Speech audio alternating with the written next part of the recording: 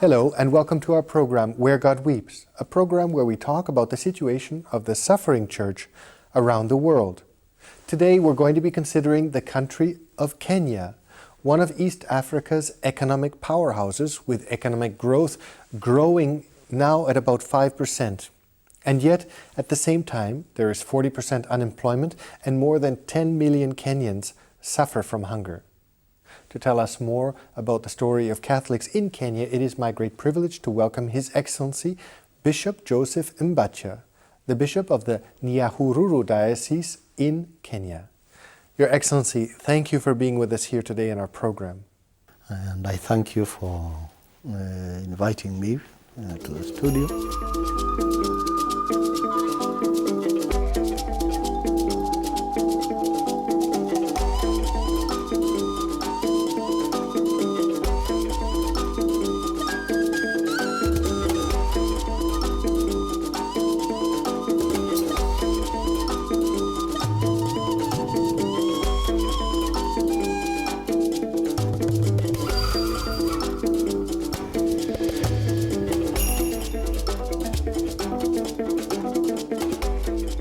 Your Excellency, I want to talk a little bit about this situation in Kenya.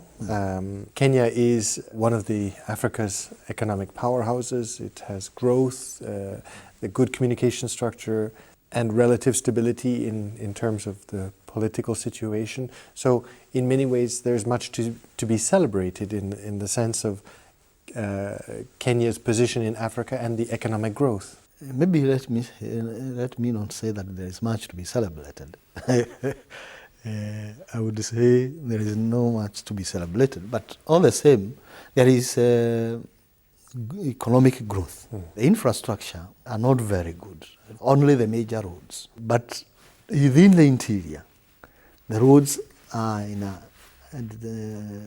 deteriorating state. Terrible condition. Yeah, terrible condition. It's very hard to move, even, especially during the rainy season. So even the pastoral work is a bit difficult at times. I wanted to touch on this question because at the same time there is economic growth, there is the work of the government to build up the infrastructure and the communications. Yeah. Most of the Kenyans live on less than $1 a day. Yeah.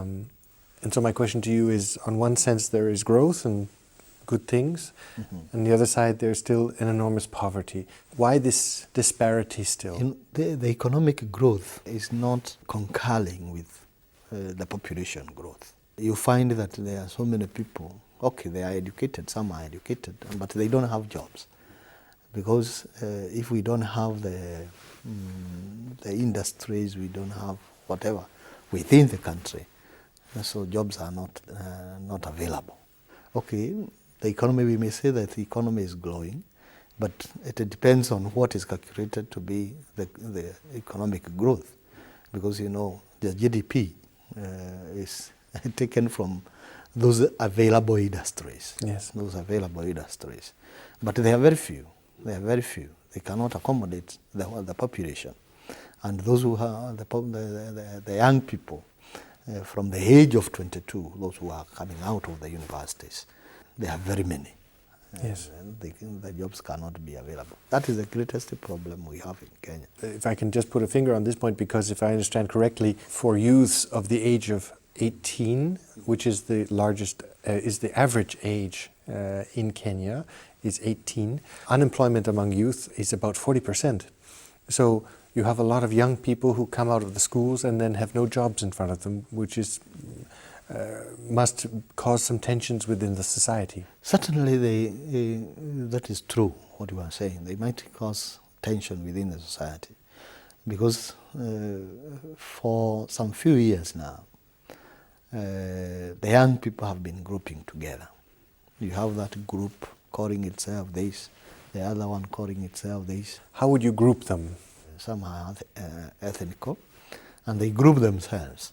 And they can do all sorts of bad things, you know. So they're living out this frustration, if you will. Yeah, they are living the frustrations. But at the same time, because of the education system, the young people would not like to work for themselves. They don't want to work for themselves. most of those young people who are grouping like this, and those people who are coming out of the rural areas and grouping in a small town and doing all this havoc among the people, beating people, there is security risk everywhere. Challenge also in Kenya is there's no social security network. It's not as developed.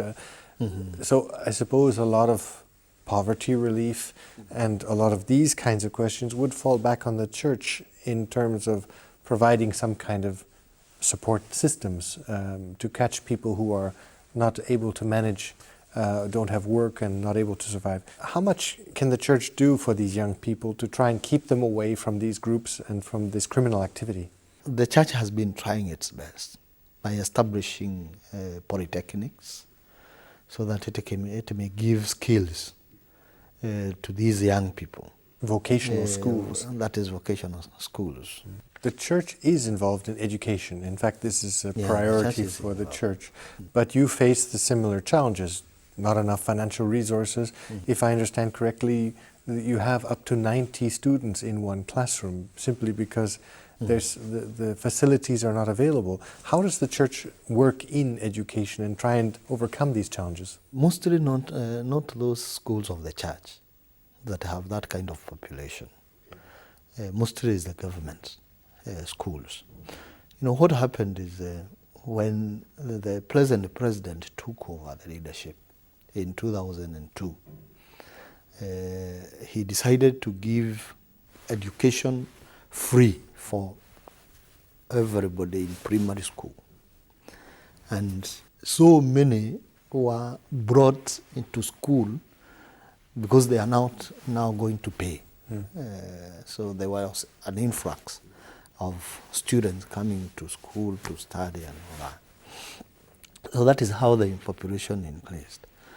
Okay, in the church, because the church has the best schools, okay, you'll have maybe 2 classes amounting to 90 students in a class. Is the government looking to the church to develop more in the field of education? Because you have, as you say, the best schools in Kenya. And is the government saying, okay, we would like that the church plays a greater role in education? Presently, they are discouraging the church so much.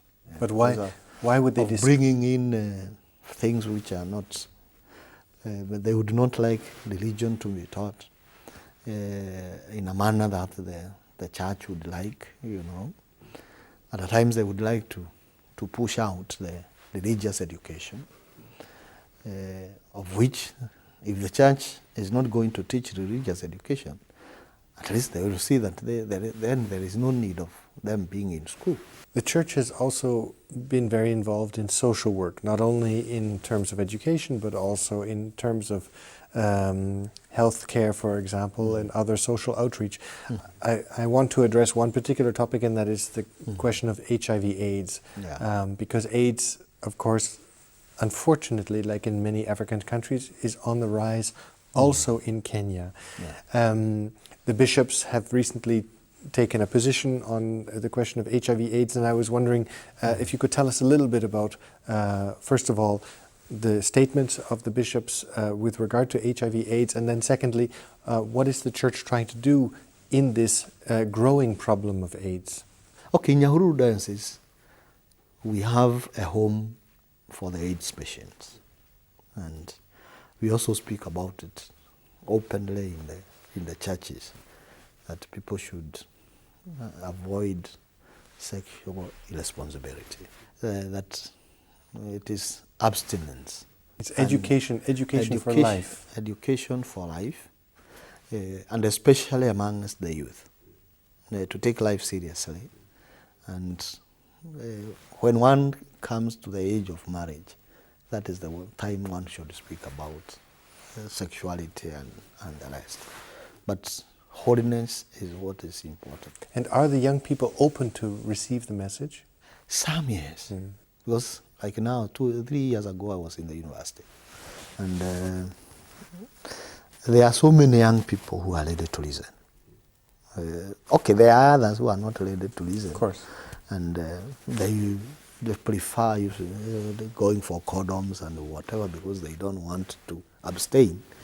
But there are others who are very much ready to listen to the voice of the church. Yeah, to the voice of the church. Your Excellency, we're going to take a break, and we're going to watch now a short report on the work of the Franciscan sisters, particularly with AIDS victims in Kenya.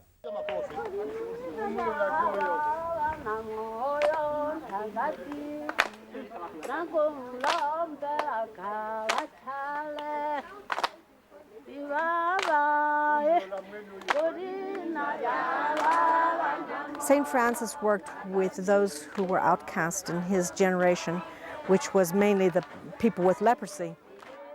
But now that there's a big cure for leprosy, we looked around to see what other kind of people are really outcast and no one taking care of them, or on the fringes of society and discriminated against.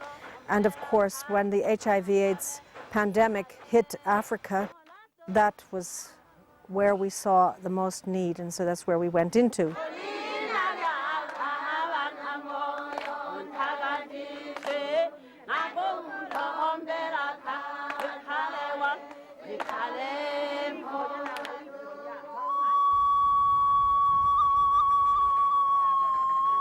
The Franciscan Missionary Sisters for Africa have been working in Kenya for more than 80 years. For the last 30 years, their primary mission is the fight against the plague of the 20th century, AIDS. The sisters organize medical help in self-established hospices as well as private homes. In the face of government ineptitude and a feeble social care system, the Franciscan Missionary Sisters, together with their lay co-workers, are often the only persons who take care of and visit AIDS victims. And the need continues to be enormous. Each day in Kenya, AIDS kills 700 people. Last year we saw 2,300 patients, I think, we looked after. At the moment we've got 1,400 patients. You see, it's home-based. Most people are sick at home. We only put in the hospice those who cannot be looked after at home, either because there's nobody there or because they've been rejected. It may be that it's a mother with young children and there's nobody else, you know, and they can't manage.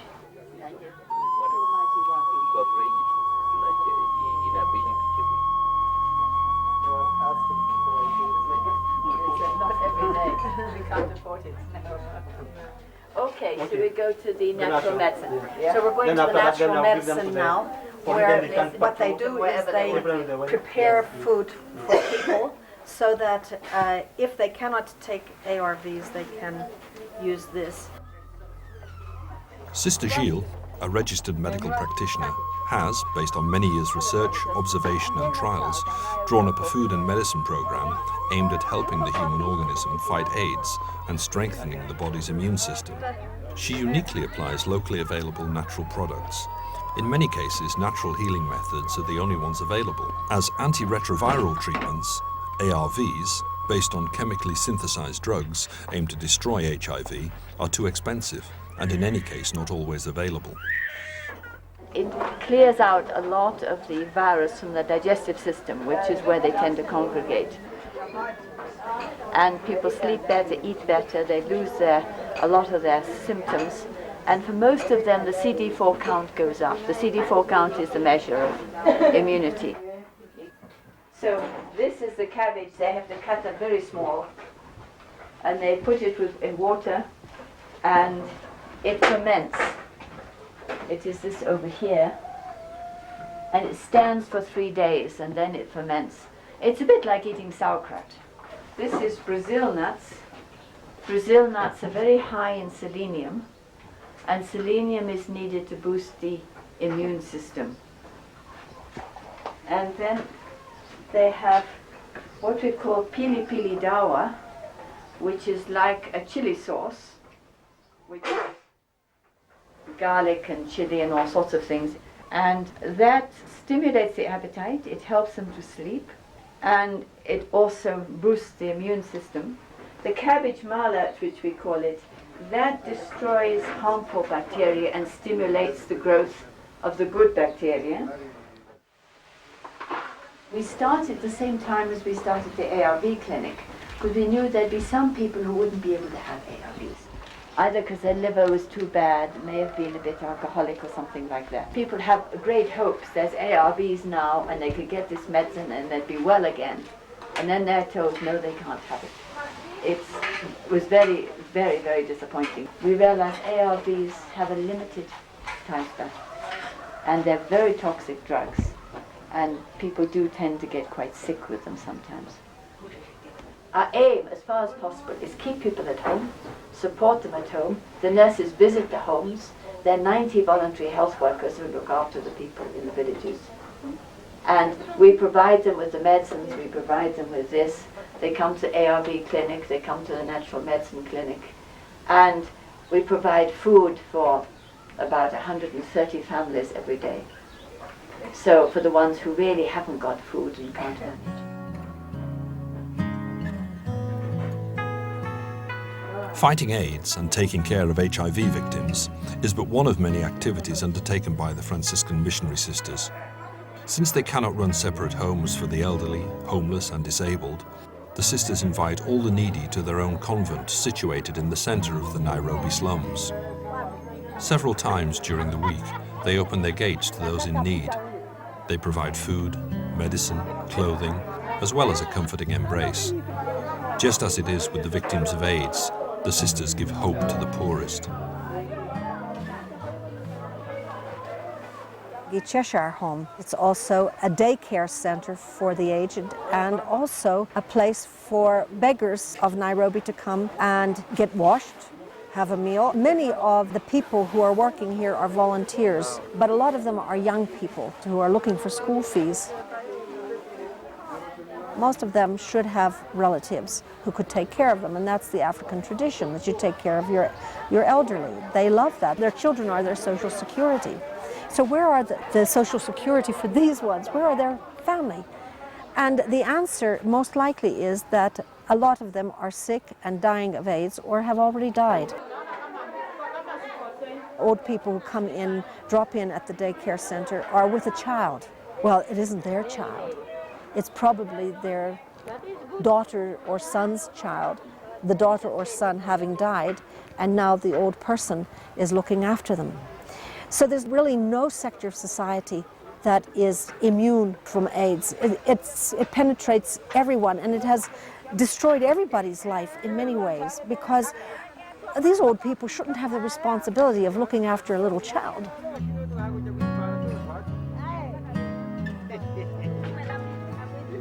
Taking care of AIDS patients and the poor, unfortunately, does not eliminate the very cause of the AIDS epidemic. That is why the sisters offer comprehensive educational seminars to the young. Primary aim of these seminars is to prevent further infections, considering 1 in 20 children are infected every year in Kenya.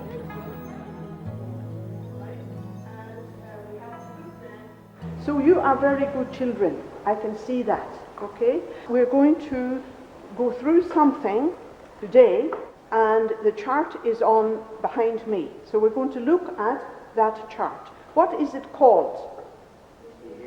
Behavior change process. The behavior change process. What does that mean? What does that mean? Behavior change means what? The sisters, together with a team of qualified instructors, teach AIDS prevention in local schools. Their foundation is the established Education for Life Behavior Change Program. The program's aim is to guide children and adolescents to personal and spiritual development and teach them the best way of preventing HIV infection.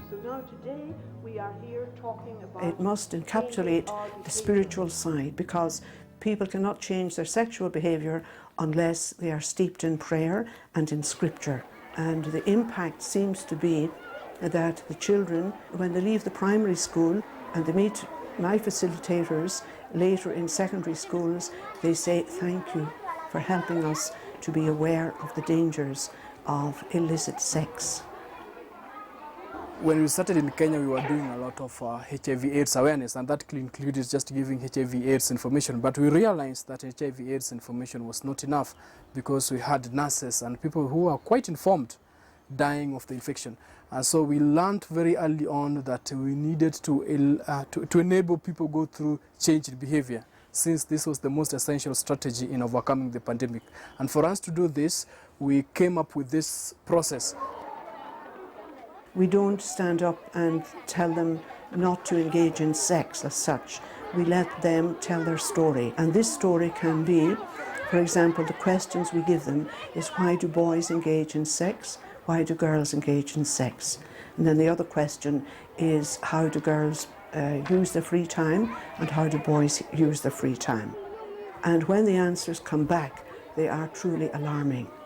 And they will say that they engage in sex to feel mature, to feel wanted, and to experience and to explore and to earn money. And then it's also a result of pornography. The terrifying rate at which people are falling prey to the AIDS virus and the very high death rate amongst Africans was the impulse that lay behind an undertaking involving long-term preventative action amongst the young and adults called behaviour change. An Irish missionary sister, a doctor of medicine, was the main initiator. Working very closely with the government, Sister Miriam Duggan developed a programme in the 80s which, based on the HIV infection rate, has to date proved to be the most effective in all of Africa. I was working as a medical doctor, obstetrician, gynecologist when AIDS came. The first reality was when we began to get many, many patients and many people sick, and we couldn't cope in the hospital with the numbers. I experienced so much pain and so many people sick and dying of AIDS. It really dawned on me that this disease is preventable. I had been involved in giving awareness programs and more statistics and information about how it spread, but nothing seemed to be changing.